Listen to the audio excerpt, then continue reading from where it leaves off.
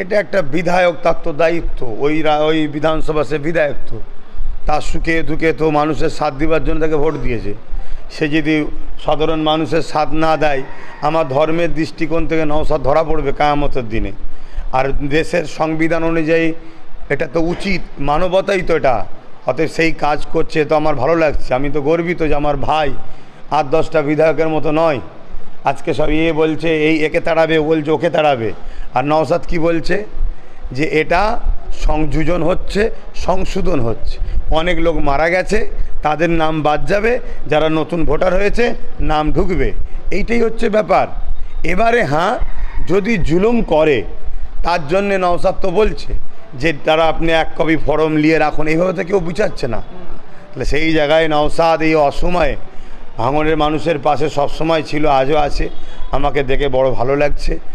আর আশা করব নওশাদের মতো আইএসএফের যারা অন্য কর্মী আছে, তোমরা জিতুনি তো কী হয়েছে, মানব সেবা করো, মানুষের পাশে দাঁড়াও, আমাকে তাহলে আরও ভালো লাগবে।